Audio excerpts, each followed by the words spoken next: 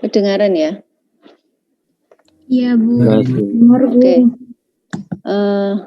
Jadi hari ini tentang bioreaktor yang digunakan oleh ini ya, imobilisasi sel atau enzim.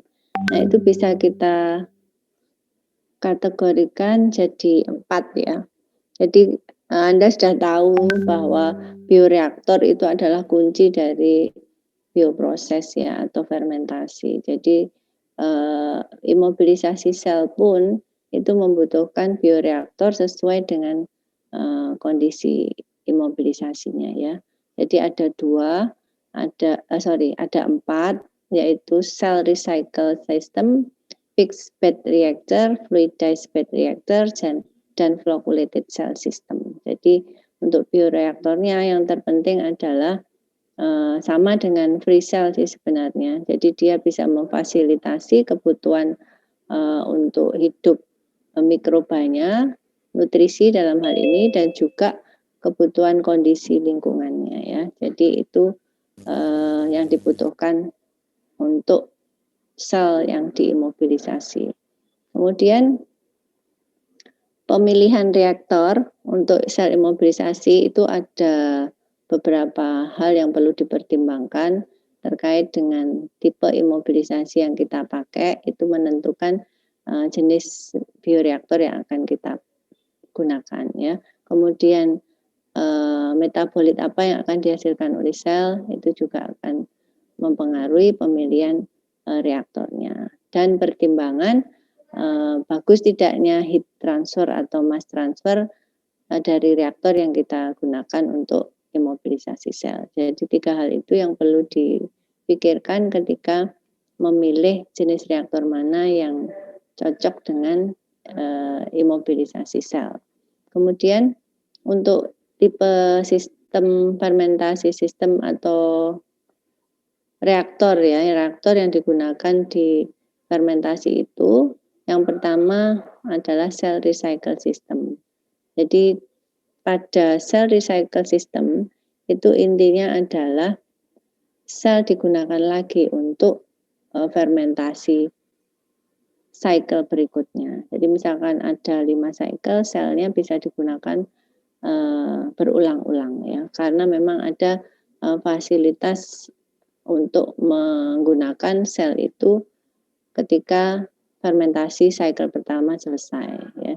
Jadi sel diseparasi, dipisahkan dari efluen setelah fermentasi selesai, kemudian sel digunakan kembali untuk fermentasi berikutnya. Jadi ada alat untuk memisahkan sel tadi dari medianya, dari cairan fermentasinya, atau kita namakan broth ya, fermentation broth. Jadi fermentation broth dipisahkan dari sel, kemudian sel dipakai lagi untuk cycle yang selanjutnya. Kemudian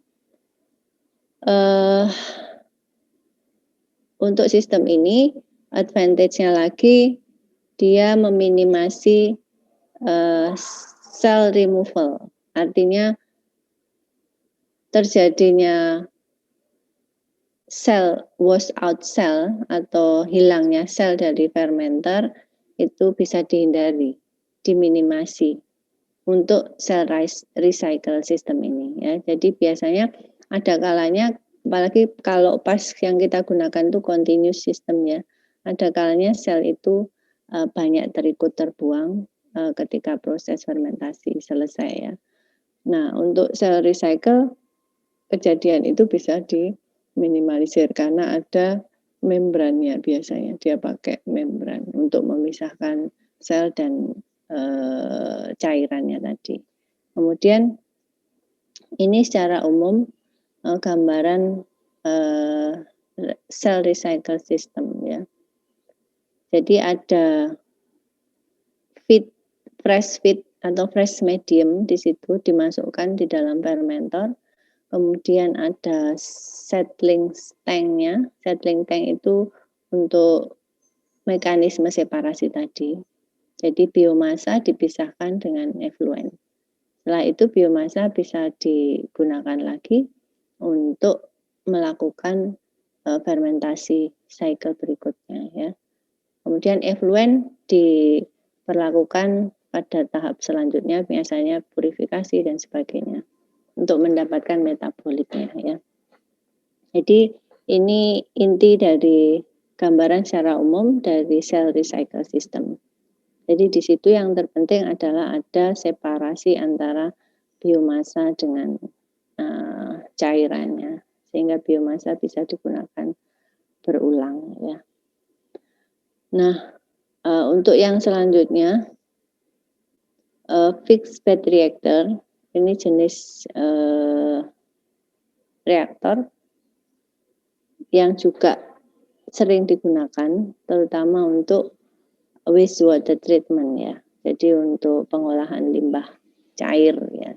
Jadi sel diimobilisasikan pada support material.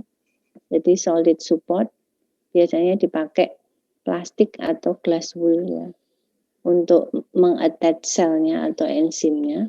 Kemudian setelah difixkan, ditempelkan di dalam solid support, maka dialirkan mediumnya di atas permukaan solid support tadi. Jadi liquid feednya atau fresh mediumnya itu dipompakan dari luar masuk ke dalam fermentor melalui pompa ya. Jadi pompa peristaltik pump biasanya digunakan. Kemudian media yang dipompakan itu akan menyentuh atau akan mengalir di mana imobilisasi sel itu berada ya. Jadi dia dialirkan di permukaan sel atau enzimnya. Nah, pada saat mengalir di atas selnya atau enzimnya itu, maka mekanisme konversi dari substrat menjadi produk terjadi pada saat itu ya. Karena dia sudah mampu mengakses substrat yang mengalir itu, kemudian dia merombak, melakukan perombakan, melakukan konversi menjadi produk baru ya. Nah, ini bisa digunakan untuk wastewater treatment, juga ada beberapa yang menggunakan untuk produksi enzim dan asam amino ya. Gambarannya seperti ini. Jadi sel diimobilisasikan pada solid, bisa lewat absorption teknik atau bisa lewat entrapment juga. Solidnya tidak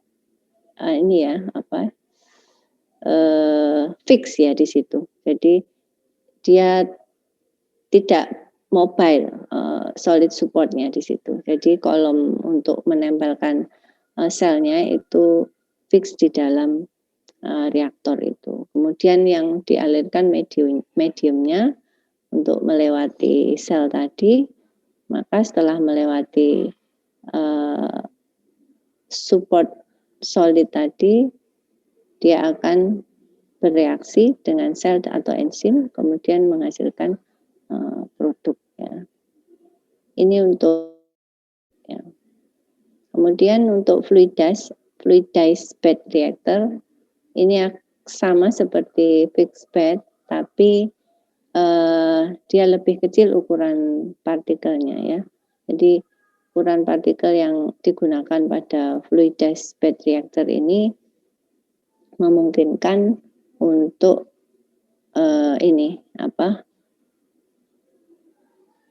aksesnya itu lebih tinggi dibanding yang fixed bed tadi karena luas permukaannya lebih lebar. Semakin kecil ukuran partikel, maka semakin luas permukaan yang ada pada partikel tersebut, sehingga hal ini menjadi keuntungan dari fluidized bed reactor dari sisi mass transfernya, juga dari sisi accessibility dari sel ke substrat atau enzim ke substrat juga lebih tinggi dibanding yang fixed bed ya, sehingga dampaknya adalah yieldnya bisa lebih tinggi ketika dibandingkan dengan fixed bed ya. Proses mixingnya juga lebih bagus ya. karena dia tidak seperti fixed bed yang non mobile, tapi di sini Anda bisa lihat terjadi aliran yang bebas dari partikel-partikel tadi, sehingga ini memudahkan dia untuk mengakses substrat atau medium yang ada di dalam sistem. Ya. Jadi partikelnya jauh lebih kecil dibanding yang fixed bed, dalam rangka untuk memperluas luas permukaannya, sehingga loading enzimnya atau loading selnya juga lebih tinggi, yang nantinya berdampak pada produk yang dihasilkan juga lebih tinggi. Ini untuk fluidized bed reactor. Nah, kelemahannya untuk fluidized bed reactor ini adalah Anda harus mempertimbangkan beberapa hal terkait kinerja dari bioreaktor ini, yaitu salah satunya adalah adjustment atau setting dari flow rate-nya itu diatur supaya ukuran bubble-nya itu kecil ya. Jadi diupayakan supaya bubble size-nya itu ukurannya tetap kecil, sehingga nantinya bisa meminimasi kerusakan partikel. Kan partikel-partikelnya tadi berukuran kecil, dia bisa bebas bergerak ya. Nah, kebebasan bergerak atau floating di dalam sistem ini memudahkan untuk kepentingan akses tadi. Transfer masanya juga bagus. Heat transfernya juga lebih bagus. Nah, yang jadi tantangan adalah bagaimana partikel-partikel tadi dalam kondisi yang stabil, tidak mengalami damage atau kerusakan. Itu salah satunya adalah lewat pengaturan bubble size-nya. Bubble size-nya itu bisa diatur lewat flow rate-nya. Jadi itu untuk fluidized bed fixed reactor kita agak sedikit kesulitan untuk mengatur supaya bubble size-nya itu tetap berukuran kecil sehingga tidak mengganggu atau merusak dari partikel yang ada di dalam bioreaktor.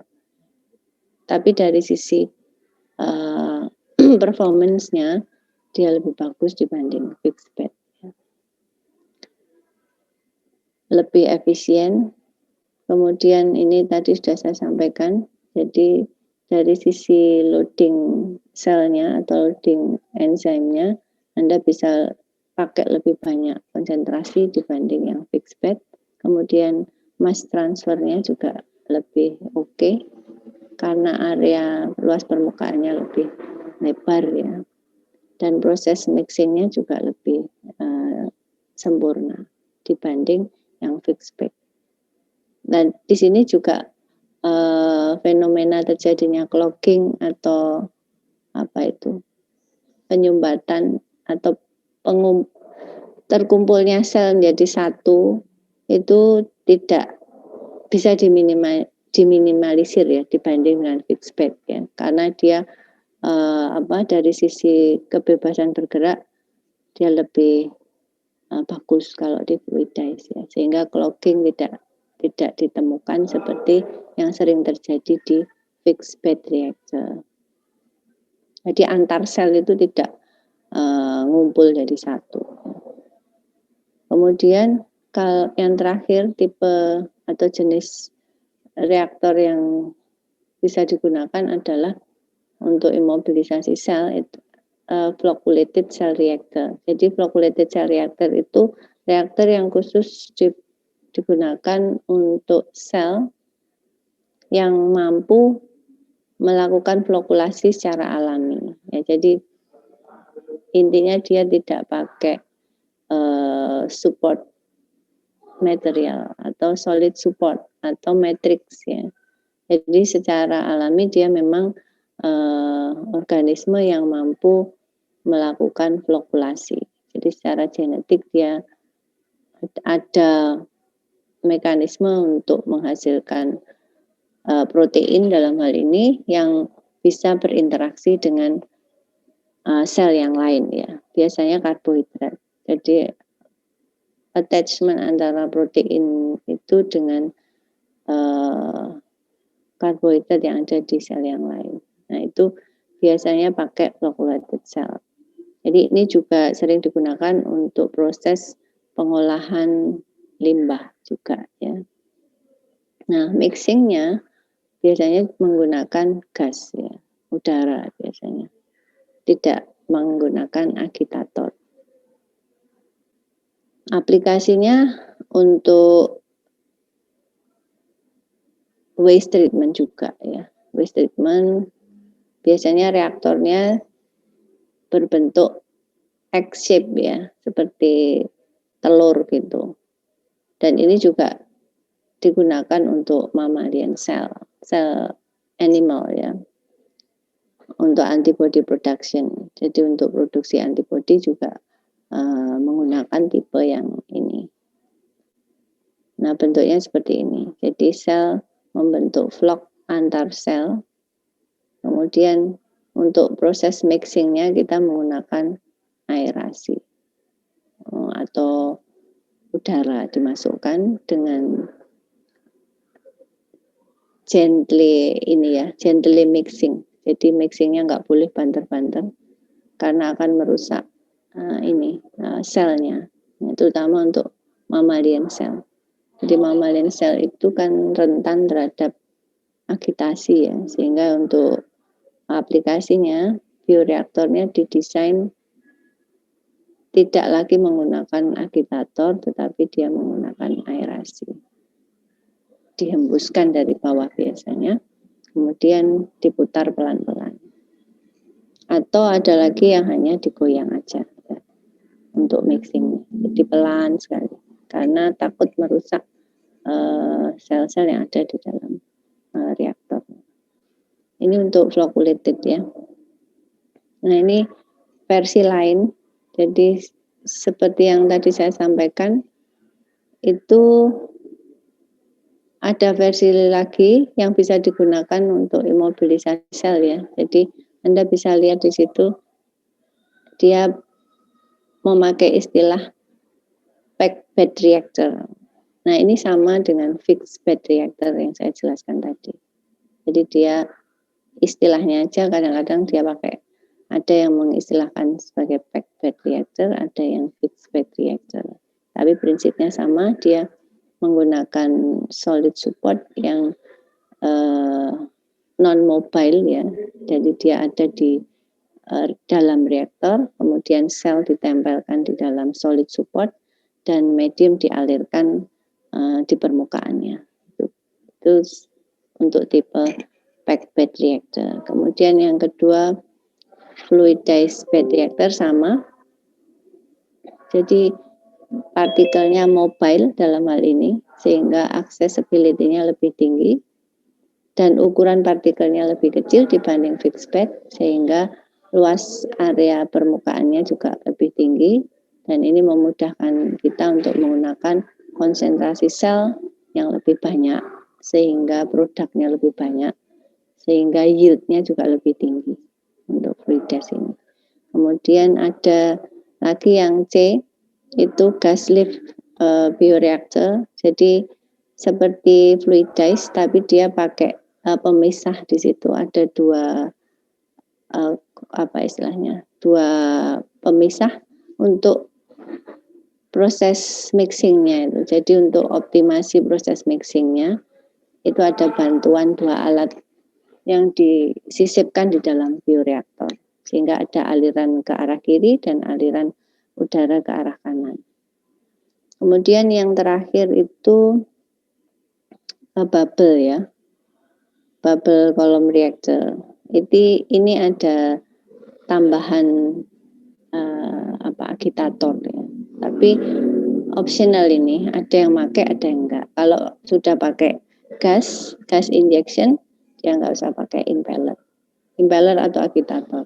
Tapi kalau gasnya tidak dimasukkan, proses mixingnya bisa menggunakan impeller atau agitator ya. Ini hampir mirip dengan yang tadi cell recycle system ya. Jadi di sini ada alat untuk memisahkan biomasa dengan mediumnya ya, sehingga biomasa bisa dipakai lagi untuk proses fermentasi. Ya, jadi ini tipe-tipe bioreaktor yang digunakan di dalam imobilisasi sel. Pada prinsipnya seperti itu ya. Kemudian kita masuk ke fermentasi continuous untuk sel imobilisasi ya. Jadi Anda sudah mengenal ada 3 jenis fermentasi ya, sistem fermentasi berdasarkan feedingnya ya. Yang pertama ada batch system, yang kedua ada fed batch, yang ketiga ada continuous system ya. Untuk yang paling bagus kinerjanya, performansinya itu adalah continuous system ya. Karena apa? Karena di continuous system ada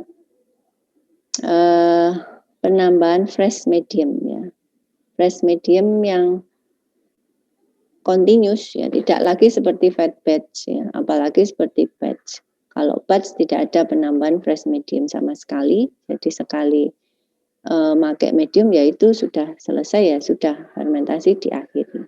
Tapi kalau fed batch itu kan semi terbuka, jadi ada penambahan tetapi penambahannya hanya pada interval waktu tertentu ya. Jadi di sini volumenya bertahap meningkat sampai pada volume sesuai dengan kapasitas bioreaktornya. Kalau continuous ada feeding, jadi ada penambahan fresh medium dan juga ada pengeluaran effluent pada saat yang sama ya, sehingga volumenya fix dari awal sampai akhir, sama dengan batch ya. Batch itu volumenya fix, tapi kalau fed batch bertahap meningkat. Nah, sama-sama fix volumenya, tetapi proses selama fermentasi beda banget ya. Jadi kalau yang batch itu tidak ada penambahan fresh medium, kalau ini ada. Dampaknya apa? Dampaknya adalah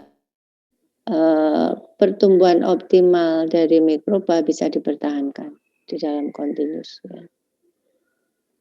Kalau pertumbuhan optimal mikroba bisa dipertahankan, maka kita bisa berharap bahwa produk atau metabolit yang dihasilkan juga tetap optimal ya, sesuai dengan pertumbuhannya bakteri tadi atau yeast ya, tidak harus bakteri. Nah, ini kalau kita bicara metabolit primer ya, karena metabolit primer itu berkorelasi positif dengan growth-nya, dengan pertumbuhannya. Tapi kalau metabolit sekunder, dia tidak ada kaitannya dengan growth rate-nya. Artinya dia dihasilkan tidak selama pertumbuhan bakteri tersebut ya. Dia dihasilkan setelah biasanya masuk fase stasioner untuk metabolit sekunder. Kalau metabolit primer itu tergantung dari pertumbuhan selnya, dari fase log sampai stasioner. Nah, untuk continuous fermentation ini imobilisasi sel sama dengan free cell. Jadi advantage-nya, benefit-nya atau keunggulannya yang jelas yield-nya lebih tinggi ya dibanding yang selain continuous system. Karena tadi ada penambahan fresh medium sehingga pertumbuhan optimal sel bisa dipertahankan ya. Nah, itu ada 3 ya. Continuous system itu ada 3. Ada chemostat, ada turbidostat, dan morbidostat ya. Kalau chemostat, ada yang bisa menjelaskan beda chemostat dengan turbidostat apa? Ada yang pernah dengar atau belum? Belum pernah dengar sama sekali. Pernah. Apa? Itu apa? sistemnya memakai senyawa kimia, yang satunya Yang satunya apa? yang satunya itu aduh saya lupa pula, yang kemostat itu lebih ke bahan kimia. Bahan kimia, maksudnya gimana? Chemical ya, chemical Ya, composition. Jadi kalau chemostat itu intinya kita mempertahankan growth rate-nya, kita bilang growth rate ya, laju pertumbuhan mikroba ya. Growth rate-nya itu tetap bagus gitu ya. Nah, tetap bagusnya itu dipengaruhi oleh kebutuhan dia terhadap nutrisi tertentu ya. Jadi oleh karena itu di dalam chemostat kita mempertahankan komponen yang ada di media itu konstan ya, sama ya. Sama dalam artian dia mampu mempertahankan kondisi pertumbuhan mikroba itu tetap sama ya, dari awal sampai akhir fermentasi. Nah, ini dipengaruhi oleh apa? Kekonstanan kondisi, kestabilan kondisi dari chemical composition media ini. Kita ngatur di flow rate-nya biasanya ya. Jadi flow rate kita atur supaya apa? Supaya medianya yang masuk itu tetap sama kondisinya ya. Kondisinya itu artinya jumlahnya ya. Jumlahnya tetap yang dibutuhkan oleh mikroba itu sama dari awal sampai akhir. Sehingga kita di sini menetapkan volume dan flow rate-nya itu sama.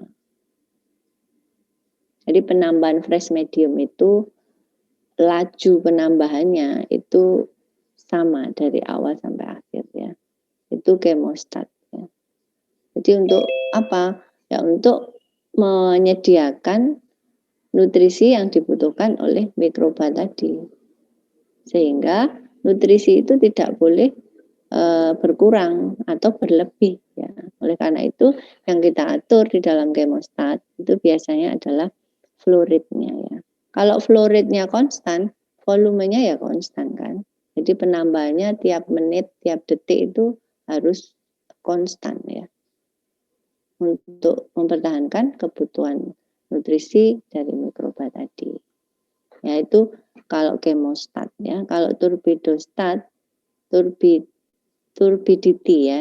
Jadi itu kita atur berdasarkan kekeruhannya. Jadi kita memaintain dalam hal ini selnya juga lebih ke cell density. Kalau yang chemostat bukan cell density yang kita pentingkan ya. Kalau di chemostat itu lebih ke laju pertumbuhannya. Jadi laju pertumbuhan selnya antara lain dipengaruhi oleh keberadaan nutrien tadi. Tapi kalau yang turbidostat, kita melihatnya, mengukurnya itu lewat kekeruhan. Kalau yang tadi mengukurnya lewat laju pertumbuhan sel ya. Nah, kekeruhan ini bisa kita atur lewat fresh medium, penambahan fresh medium juga sama dengan yang di atas ya. Jadi yang di atas, tapi ini mediumnya lebih ke medium secara umum ya. Tapi kalau yang di atas tadi, yang chemostat tadi, kita menambahkannya harus mempertimbangkan nutrisi yang spesifik yang dibutuhkan dia itu apa untuk mempertahankan growth rate-nya. Nah itu yang kita atur masuknya ke dalam media itu ya. Jadi lebih spesifik yang chemostat itu. Tapi kalau yang turbidostat kita memaintain cell density-nya ya dengan mengukur kekeruhan atau optical density-nya ya. Jadi di alat itu nanti di fermentor itu biasanya dikasih sinar yang bisa diarahkan ke fermentor, kemudian itu akan ditangkap oleh sensor sehingga kita tahu kekeruhannya sudah berkurang. Jadi kita harus menambahkan media baru supaya apa? Sel density-nya bertambah gitu. Dan sebaliknya ya. Jadi untuk flow rate-nya dalam hal ini, dalam kasus turbidostat, flow rate-nya atau dilution rate-nya tidak fix ya. Tapi kalau yang di atas itu fix. Karena apa? Karena turbidity itu bisa naik turun selama proses fermentasi. Sehingga penambahan fresh medium itu pada jam ketiga misalnya tidak akan sama dengan penambahan jumlah penambahan fresh medium pada jam ke-12. Jadi fluktuasi gitu ya. Jadi itu bedanya karena yang diukur adalah kekeruhannya. Tapi kalau yang ketiga, morbidostat itu terkait dengan pengaturan turbidity sama, turbidity level sama dengan turbidostat. Tetapi yang dipertimbangkan di sini, yang harus dikontrol penambahannya atau pengurangannya adalah senyawa antimikroba atau antibiotik. Jadi pengaturan kekeruhan, pengaturan sel density di sini itu terkait dengan pengaturan penambahan antimikroba ya. Jadi ini biasanya digunakan untuk mempelajari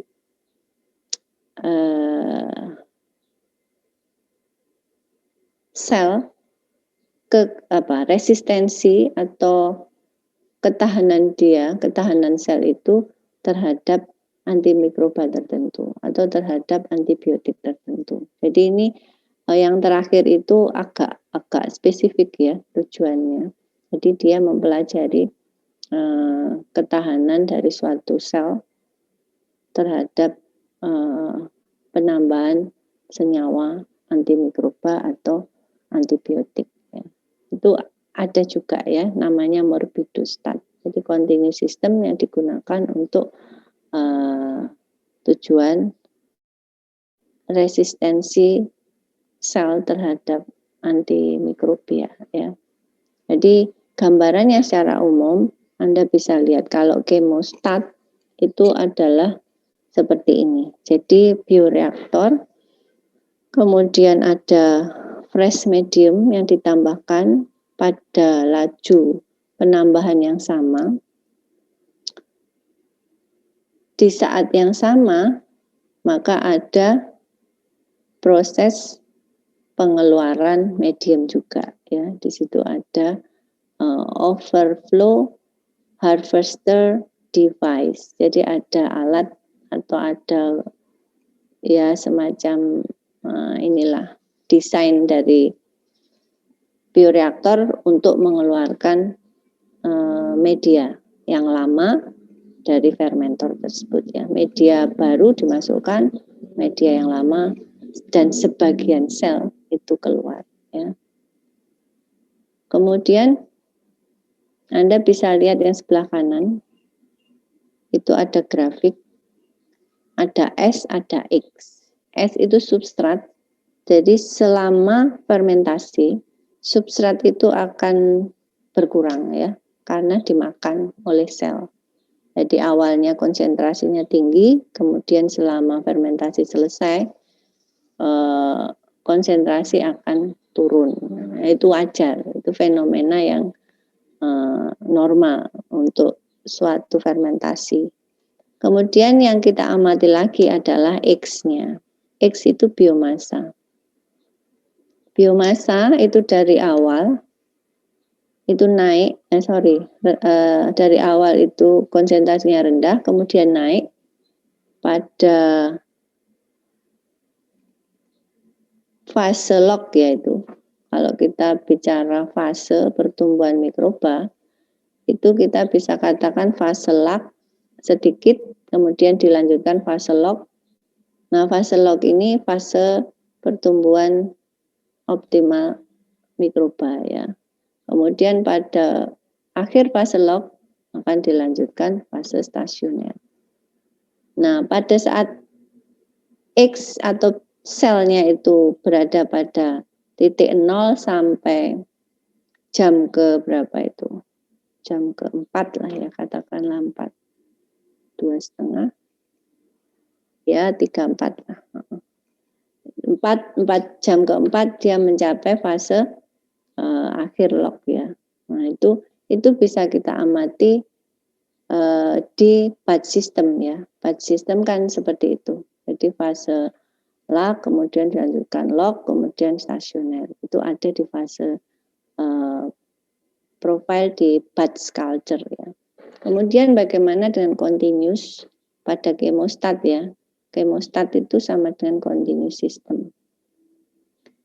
Chemostat itu kita mempertahankan kondisi di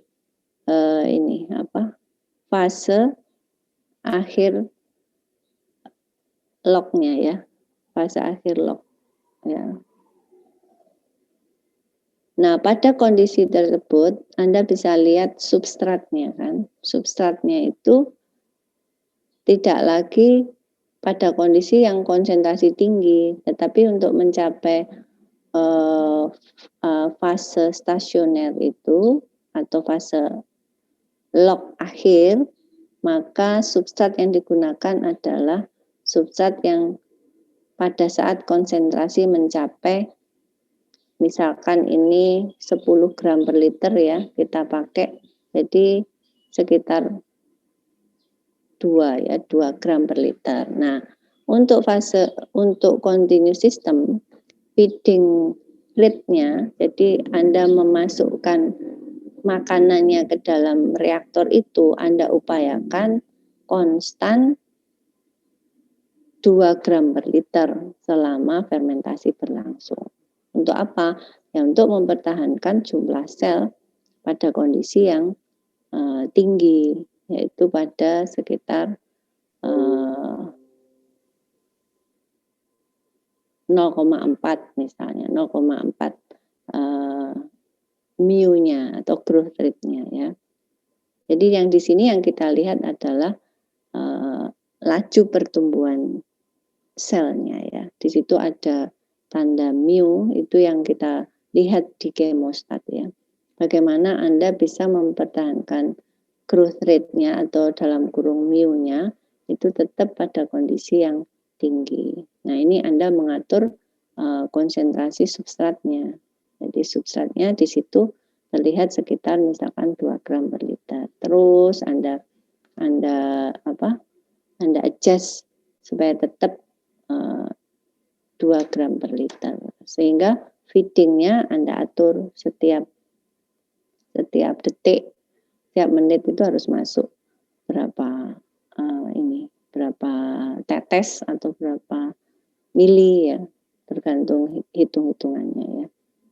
Nah, pada kasus chemostat seperti itu ya. Kalau pada kasus turbidostat, sistem feedingnya itu dalam rangka untuk memaintain turbidity-nya tetap sama ya, atau cell density. Turbidity ini mewakili cell density ya. Semakin turbid maka semakin tinggi density selnya ya. Jadi kita menetapkan turbidity selnya itu berapa, itu harus kita tetapkan dulu. Pada saat kekeruhannya mencapai sekian, itu yang terbaik untuk memproduksi.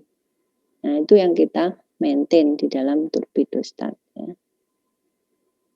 Nah, kekeruhan itu bisa kita pantau lewat mekanisme seperti ini. Jadi di situ kita beri sinar, kemudian ada sensor yang menangkap sehingga dia bisa menentukan atau memberi informasi bahwa turbidity cell atau cell density di dalam reaktor adalah sekitar 0,3. Kalau 0,2 terlalu rendah sehingga perlu ada feeding ya. Feeding harus dilakukan supaya selnya bisa tumbuh lagi mencapai 0,4 ya, 0,3 ya. Demikian seterusnya ya. Jadi kita adjust lewat ini kekeruhannya. Kemudian untuk morbidostat sama, kekeruhan juga yang kita lihat, tetapi yang kita masukkan terutama adalah antibiotiknya tadi ya. Medium tetap masuk ya, tetapi harus ada pengaturan tambahan yaitu drug atau antibakteri, antimikroba, antibakteri atau antibiotik yang kita masukkan juga kita atur berdasarkan kondisi di dalam reaktor tadi. Jadi kekeruhan dari atau cell density tadi dikendalikan terutama di dalam morbidostat itu karena adanya penambahan antibiotik ya, pengurangan atau penambahan antibiotik yang masuk di dalam sistem ya. Jadi itu tipe-tipe continuous system yang ada di yang bisa dipakai di sel imobilisasi. Nah, untuk imobilisasi sel yang menggunakan sistem continuous itu ada beberapa hal benefitnya ya dibanding sistem yang lain. Apa saja itu? Yang pertama adalah conversion rate-nya itu lebih tinggi ya. Jadi proses konversi substrat menjadi produk itu ketika dibandingkan dengan fed batch dan batch itu lebih tinggi. Kemudian fermentation rate-nya lebih cepat. Hampir sama sih ini ya, poin 1, 2 itu. Fermentation rate itu ya dampaknya ke produk kan nanti ya. Jadi laju fermentasinya lebih cepat karena ada penambahan fresh medium tadi. Kemudian dampaknya yang lain tentu saja produknya konsisten ya, stabil karena ada mekanisme pengontrolan selain kondisi lingkungan terutama medium tadi ya. Sehingga produk yang terjadi juga dari cycle 1, cycle 2, cycle 3 itu bisa diandalkan kestabilannya. Dan juga meningkat ya produk formation-nya atau productivity-nya itu kalau dalam kasus fermentasi continuous itu jelas lebih tinggi dibanding yang sistem batch ya. Jadi itu beberapa advantage dari continuous fermentation. Kemudian ini contoh produksi etanol yang menggunakan sistem packed bed reactor atau fixed bed reactor sama. Ya, jadi itu kita pakai Saccharomyces cerevisiae, kemudian kita gunakan substratnya dari berbagai macam raw material. Di situ ada, ini terutama waste ya, waste atau limbah yang mengandung lignoselulosic ya, lignoselulosic material. Jadi dia kompleks ya. Jadi di bahan atau raw material itu ada ligninnya, ada selulosanya. Oleh karena itu, untuk menghasilkan etanol, kompleks tadi harus diurai dulu. Supaya apa? Supaya selulosanya itu mudah didegradasi oleh yeast-nya tadi ya. Sehingga perlu pretreatment. Pretreatment itu dalam rangka untuk mengurai atau memudahkan akses Saccharomyces untuk memanfaatkan substrat yang dalam hal ini selulosa ya. Apa pretreatmentnya? Di boil, jadi dipanaskan, kemudian setelah itu dikeringkan, kemudian dikecilkan ukurannya ya. Setelah itu digunakan untuk produksi etanol. Imobilisasi dia menggunakan kolom reaktor yang ada di dalam di dalam gelas itu ya, di dalamnya sudah digunakan solid support untuk attach Saccharomyces-nya. Kemudian hasilnya bisa kita lihat gram biomasa per gram karirnya ya. Jadi biomasa yang ada di karirnya itu ternyata bagas yang paling bagus dibanding bahan lain ya. Untuk menghasilkan biomasa yang banyak ya. Ini ukuran apa itu?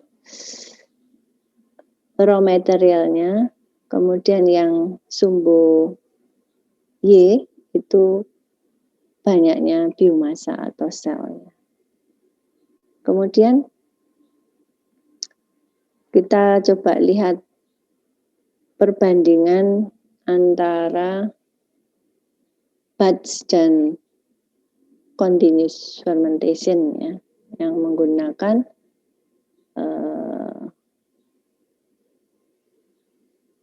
cane bagas ya, bagas yang digunakan bagas karena dia paling bagus tadi ya. Coba kita bandingkan produknya ya. Produknya kalau batch itu 19 gram per liter, sedangkan pada sel immobilized pada sistem continuous itu kita lihat hasilnya 40 gram per liter. Jadi 2 kali lipatnya ya. Begitu juga dengan productivity. Productivity itu kita bisa melihat ada kenaikan yang cukup signifikan ya, dari 1,67 gram per liter per hour menjadi 13,3. Jadi meningkat dengan signifikan. Kemudian yieldnya juga 0,42 untuk continuous, 0,1 untuk batch. Jadi yieldnya itu kan banyaknya produk yang dihasilkan per banyaknya substrat ya. Jadi efisiensi konversinya Anda bisa lihat bahwa untuk continuous jauh lebih tinggi ya. Untuk fermentation time-nya memang continuous system lebih panjang. 18 jam. Kalau batch 12 jam ya. Kemudian ini untuk membandingkan sel imobilisasi pada karier yang berbeda ya. Kariernya dipakai bagas, conleaf dan sebagainya. Ternyata yang paling bagus bagas ya. Untuk produknya. Productivity juga meningkat. Cuman yieldnya sama untuk keempatnya ya. Jadi konversi produk substrat menjadi produk itu efisiensinya sama. Kemudian ini profil produksi etanol dalam continuous system menggunakan sumber karbon sukrus. Bisa Anda lihat yang paling bagus di situ adalah tetap bagas ya. Kemudian yang bawah juga bagas. Jadi dari 4 bahan itu yang bisa direkomendasikan dari hasil riset ini adalah pemanfaatan bagas untuk produksi etanol oleh Saccharomyces. Kemudian ini dari SEM-nya bisa kita lihat imobilisasinya, selnya. Yang A itu adalah bagas, yang B conleaf, yang C wood sieving, yang D corn cob. Ya. Jadi itu gambaran memang Saccharomyces berhasil diimobilisasi pada beberapa bahan yang berbeda tadi. Kemudian sistem continuous lain yang bisa digunakan untuk imobilisasi sel adalah sistem continuous two state ya. Kalau tadi kan single ya. Ini kita coba pakai two state continuous flow bioreactor. Jadi ada 2 vessel. Ya, kalau yang tadi hanya single 1 vessel, ini kita pakai 2 vessel, 2 reaktor yang bersamaan ya. Kenapa dipakai 2? Itu adalah dalam rangka untuk meningkatkan ethanol concentration dengan cara meminimasi product inhibition. Nah, untuk poin pertama ini kira-kira ada yang bisa menjelaskan kenapa pakai single state itu hasilnya kurang dibanding dengan menggunakan two state continuous system atau bahkan multi state. Jadi tidak hanya 2, tetapi Anda bisa pakai 3, 4, atau 5 vessel sekaligus ketika Anda melakukan continuous fermentation system. Apa kira-kira penjelasannya? Bagaimana penjelasannya? Kenapa sih kalau pakai single state itu konsentrasi metabolitnya, terutama dalam hal ini etanol ya, itu lebih rendah dibanding ketika kita pakai two state atau multi state.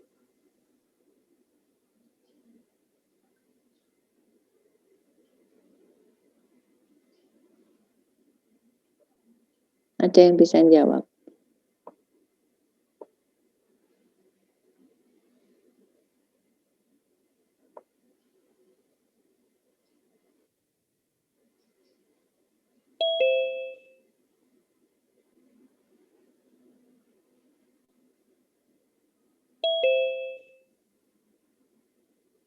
Tidur semua ini. Kurang tahu. Ya, yuk jawab kenapa di dalam sistem fermentation, terutama continuous, itu lebih menguntungkan ketika kita pakai lebih dari 1 vessel sekaligus ya, atau kita pakai multi state continuous system seperti ini ya. Ini 2. Ini lebih dari 2. Kalau yang tadi 1. Kira-kira kenapa kok lebih konsentrasinya lebih tinggi? Itu sebenarnya untuk apa? Atau terutama gini, batch system dengan continuous system itu sebenarnya sama ya alasannya. Kenapa di continuous system itu kok yield-nya, productivity-nya lebih tinggi daripada batch. Kemudian kita masuk lagi di continuous system sendiri. Kenapa pada saat continuous system ketika single state continuous system itu dipakai dibandingkan two state continuous system itu dia lebih bagus yang two state. Nah, itu jawabannya sama sebenarnya ya. Tapi saya pengen menekankan satu hal terkait dengan peningkatan konsentrasi metabolit dalam hal ini. Kenapa kok pakai continuous? Kenapa kok pakai continuous yang multi state itu lebih baik daripada continuous yang single state? Nah, itu apa kira-kira alasannya? Kalau batch dengan sistem continuous gampang ya, Anda bisa menjawab bahwa itu karena ada sistem feeding fresh medium ya. Kalau di batch nggak ada, itu oke. Tapi ada alasan yang lebih penting sebenarnya. Kenapa kok continuous itu lebih bagus banding batch, dan kenapa continuous yang multi state lebih bagus daripada single state? Ada yang bisa jawab?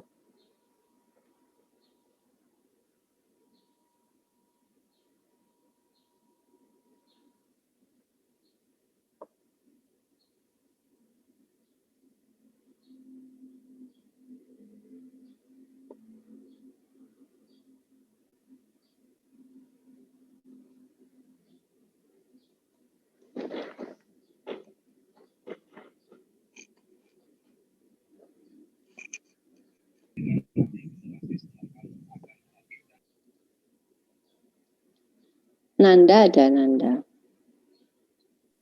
Iya, Bu. Nanda? Tahu Nanda jawabannya? Kurang paham mau kayak nyari juga nih. Oh, nyari. Nyari ada lagi. enggak ya? Belum. Kalau ini belum ketemu.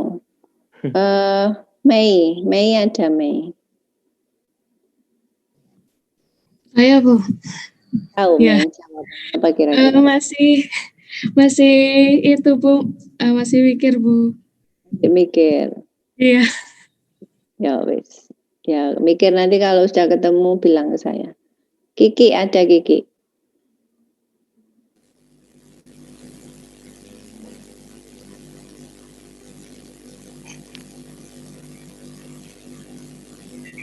Kok anu ya?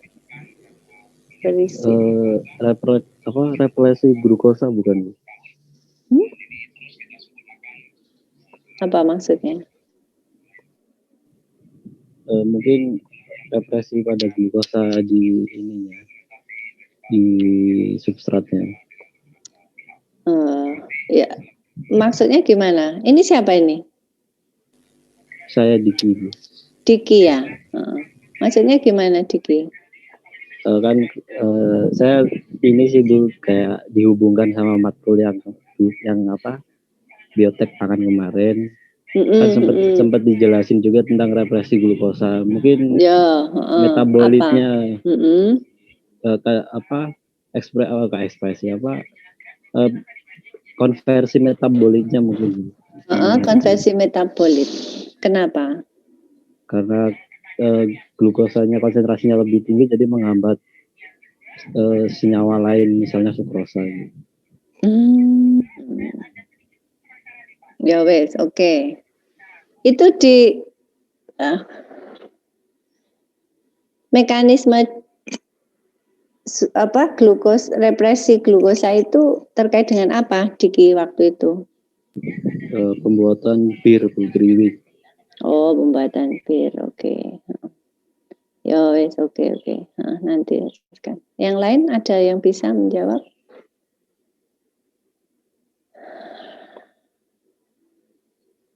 Itu kan ada ya di slide saya itu poin pertama itu nggak bisa dimengerti. Silakan. Ya.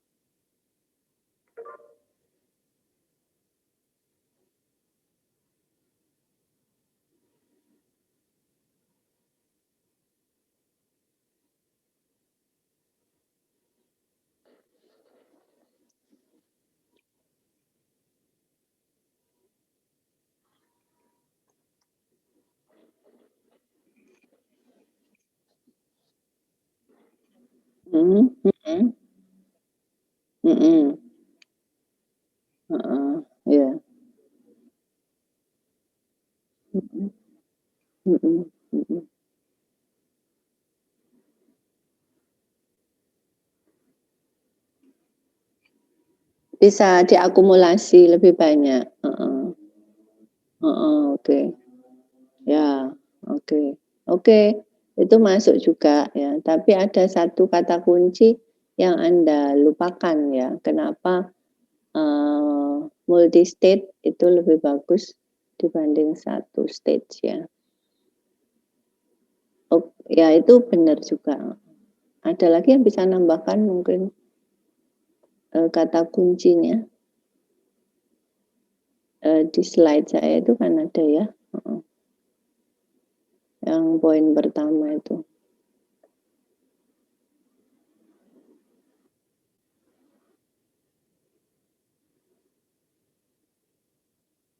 Apa maksudnya?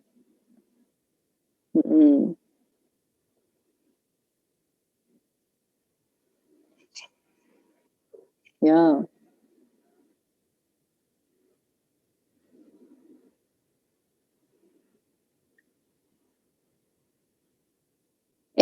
Asam laktat bukan yeast ya.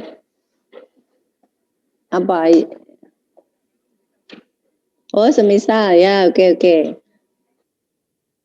Ya etanol aja lah, etanol. Etanol itu kan yeast toh produsernya. Kalau asam laktat itu bakteri asam laktat. Ya etanol aja.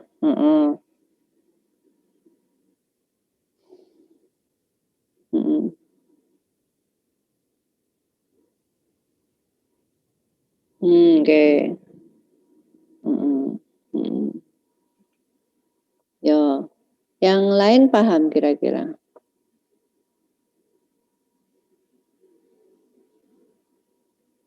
Kevin ada, Kevin?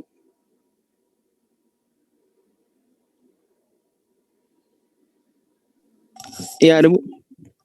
Kevin, gimana Kevin kalau menurut kamu? Saya sebenarnya dari tadi memproses apa kata-katanya Kun Bu, tapi saya kurang ngerti. Ya wes, memproses kalimatnya siapa? Kun Bu, saya masih mikir juga maksudnya Kun sebenarnya gimana Bu. Oke. Susah ya kayaknya ya. Iya Bu. Jadi gini, kalau kita bicara contohnya batch saja wes. Batch itu ketika kita melakukan fermentasi itu kan nggak ada apa-apa yang berubah kan, semua ada di situ, semua ada di fermentor itu kan. Nggak ada pengurangan volume kan, nggak ada yang dikeluarkan kalau batch itu.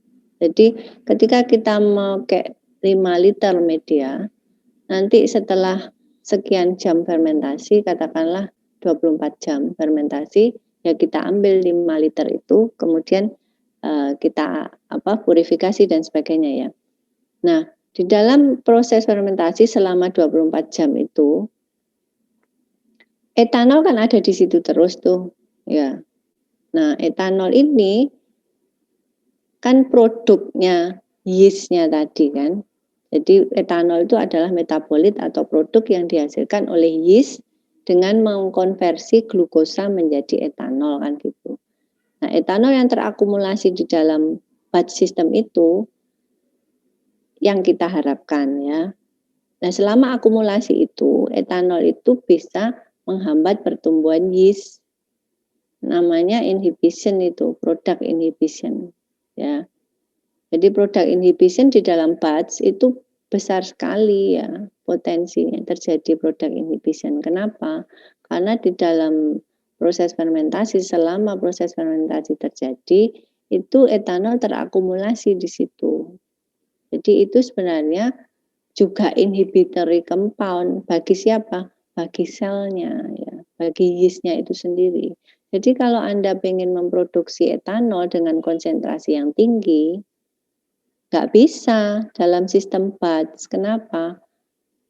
Karena ketika etanol itu terakumulasi, misalkan 12 gram per liter, Anda pengennya 17 gram per liter, tidak mungkin tercapai. Karena apa? Karena yeastnya tidak tahan dengan konsentrasi 17 gram per liter. Tahannya dia itu maksimal 12 gram per liter. Sehingga tidak masuk akal ketika Anda pakai batch, Anda pengen 17 gram per liter etanol. Paham seperti ini? Paham Bu. Makanya kalau Anda pengen menghasilkan etanol yang lebih tinggi, ya etanolnya dikurangi dulu. Etanolnya digeser dulu ya sebagian, atau ya sebagian lah dikurangi supaya tidak lebih dari 12 gram per liter. Kemudian ditambahkan medium baru. Kalau medium baru selnya kan tumbuh lagi, produksi etanolnya nambah lagi tuh, ya nambah lagi. Nah, tapi kalau nggak Anda kurangi lagi, ada di situ akumulasinya terlalu tinggi, dia nggak bisa produksi lagi karena selnya mati, kena meskipun Anda kasih media baru, tetapi kalau sebagian nggak Anda salurkan ke tempat lain, dia akan terinhibisi oleh etanol tadi. Oleh karena itu, solusinya adalah state-nya ditambah. Jadi diilangi sebagian, kemudian yang sini diilangi lagi ke sana, kemudian seterusnya gitu ditambah plus fresh medium. Jadi sel tumbuh terus, kemudian produksi etanol. Nah, kalau sudah terakumulasi, etanol ini akan disalurkan ke vessel yang berikutnya. Ini juga begitu, nanti ditambah lagi fresh medium etanol yang terakumulasi disalurkan ke vessel yang lain. Terus begitu ya. Makanya batch dengan continuous ya jelas bagus continuous ya. Karena apa? Karena ada pengurangan akumulasi dari produk yang dihasilkan oleh sel tadi. Terutama untuk produk yang bersifat inhibitory terhadap selnya. Ya, kalau enggak inhibitory ya enggak masalah. Kalau dia enggak menghambat pertumbuhan sel ya pakai batch, pakai continuous no problem ya. Ya continuous masih jauh lebih bagus karena memang dia ada feeding sistemnya memang terus menerus. Tapi yang khusus untuk produksi compound atau metabolit yang bisa menghambat selnya itu kita lebih suka pakai yang multi state ya. Yang continuous tetapi yang two state atau three state itu lebih bagus. Jadi ini sebenarnya adalah untuk mengurangi akumulasi produk sehingga sel itu tetap bisa tumbuh dengan optimal dan menghasilkan etanol. Itu solusinya ya. Solusi ketika Anda pengen menghasilkan produk yang bersifat inhibitory terhadap produsernya, terhadap selnya. Anda solusinya bisa pakai continuous system. Continuous systemnya bisa pakai yang lebih bagus multi state ya. Jadi ini dalam rangka untuk menekan, merepress terjadinya product inhibition ya. Itu alasannya ya. Sekarang saya tanya lagi, kalau misalkan ini solusi lewat continuous system, tetapi kalau continuous itu kan agak rumit ya, desainnya, terus aplikasinya di industri juga agak rumit juga dan juga investasinya juga besar dan sebagainya. Tapi ini memang solusi yang bagus kalau continuous itu. Sampai saat ini masih dikategorikan solusi yang paling bagus untuk meningkatkan metabolit plus atau melalui meminimasi product inhibition tadi. Ada nggak solusi yang lain kira-kira? Apa yang lebih gampang gitu? Ini di luar ini ya. Tapi Anda harus tahu bagaimana Anda menciptakan metabolit etanol supaya konsentrasinya lebih tinggi, tetapi dengan cara yang agak mudah, yang lebih gampang gitu. Anda apanya yang bisa Anda otak-atik? Kalau ini kan sistem fermentasinya ya, yang Anda rekayasa, yang Anda bisa manipulasi gitu. Satu lagi ada enggak kira-kira apa yang harus dilakukan untuk meningkatkan ethanol concentration tetapi tidak melalui fermentation system, continuous fermentation system. Ada enggak kira-kira? Menjawab, Anda Bu. Silakan. Mungkin bisa dengan rekayasa di itunya, revisi-nya Bu, supaya betul. bisa lebih optimum dan tahan terhadap konsentrasi etanol tinggi. Ya, itu jawabannya ya. Jadi Anda bisa main di dua hal di sini ya. Bisa di fermentation systemnya, bisa di organismenya ya. Rekayasa tentu saja bisa dilakukan ya. Jadi Anda membuat Saccharomyces itu resisten terhadap etanol. Nah, itu luar biasa ya. Kenapa kok bisa? Ya bisa karena begitu dia resisten, misalkan yang tadi wild type-nya yang alami itu hanya tahan 12 gram per liter. Setelah itu dia mati kan. Tapi untuk yang rekayasa genetika Saccharomyces yang tahan terhadap etanol, bisa kita jadikan dia tahannya misalkan 20 gram per liter. Sehingga akumulasi etanol yang ada di dalam bioreaktor sebesar 20 gram per liter itu bisa Anda capai. Dan selnya nggak mati selama akumulasi itu. Gitu ya. Jadi logikanya Anda bisa menggunakan organisme yang resisten terhadap etanol. Punya resistensi yang lebih tinggi, gitu aja lah. Yang lebih tinggi dibanding yang wild type. Nah, itu sudah solusi yang bagus juga ya. Apalagi kalau Anda menggunakan GMO tadi untuk yang continuous system. Oh, itu jauh lebih bagus ya. Ya. Jadi solusinya itu ya. Jadi untuk merepress product inhibition Anda bisa menggunakan organisme yang tahan terhadap produknya tadi atau terhadap metaboliknya tadi, atau Anda bisa mengurangi akumulasi produk tadi lewat pemilihan sistem fermentasi. Dalam hal ini Anda bisa milih yang 2 state atau 3 state atau yang multi state ya. Itu dalam rangka untuk meningkatkan productivity ya. Ini bisa dilakukan dengan free cell maupun yang immobilized cell ya. Dua-duanya bisa. Ya, saya kira itu ini sudah ya.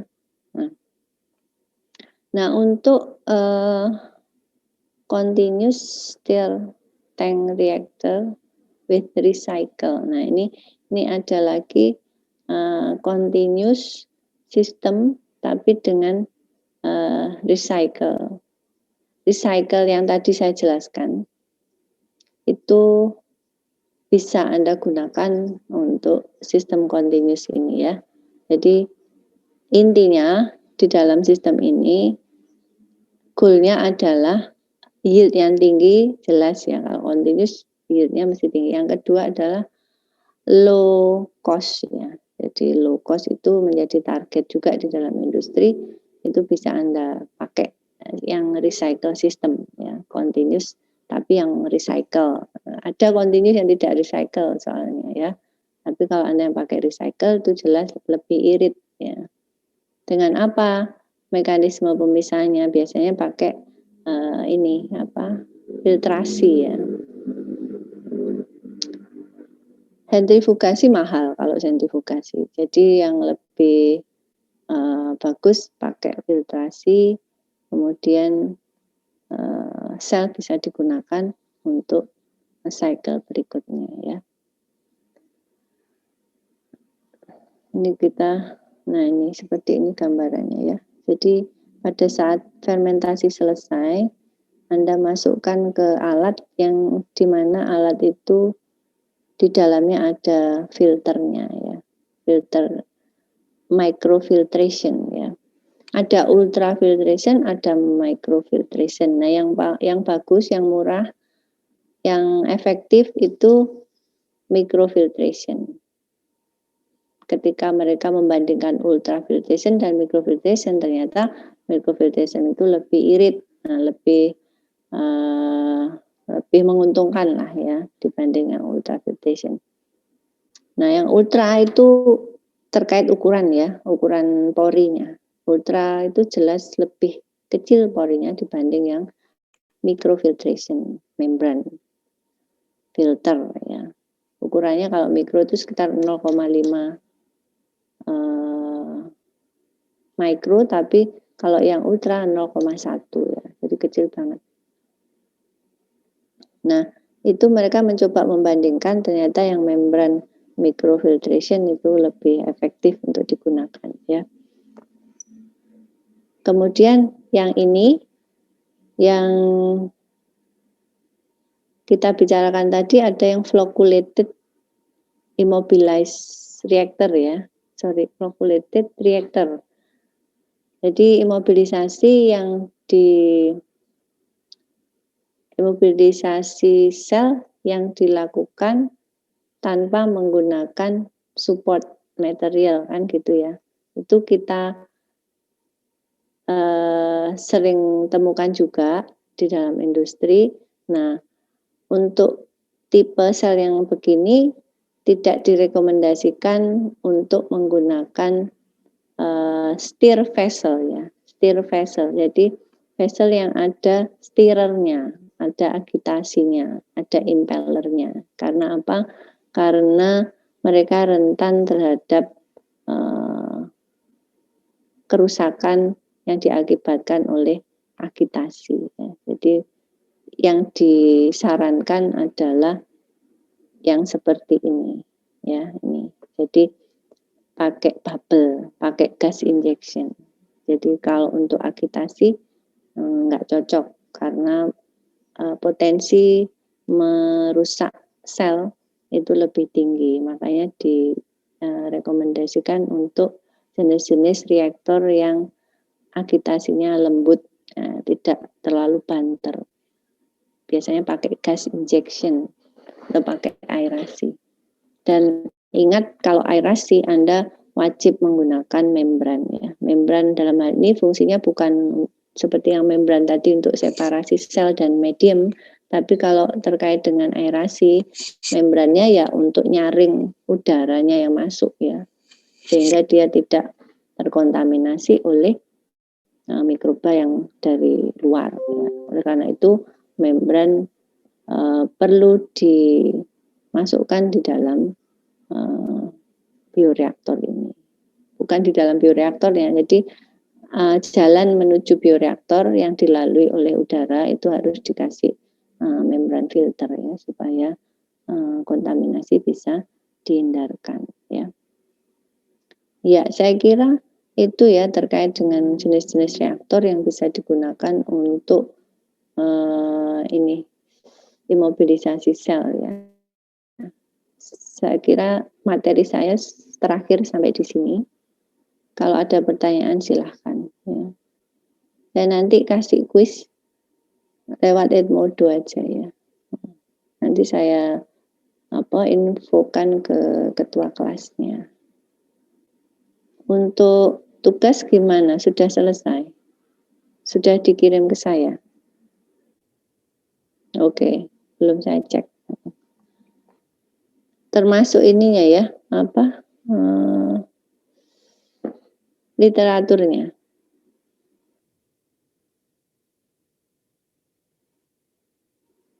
Ya, oke. Ya sudah. Oke, silakan kalau ada pertanyaan. Jadi minggu depan sudah ganti dosen ya. Jadi mungkin tidak tahu saya Pak Kolis atau Bu Fenty. Kalau tidak ada, saya akhiri ya. Cukup sekian. Terima kasih atas kehadirannya. Semoga sehat selalu. Assalamualaikum warahmatullahi wabarakatuh.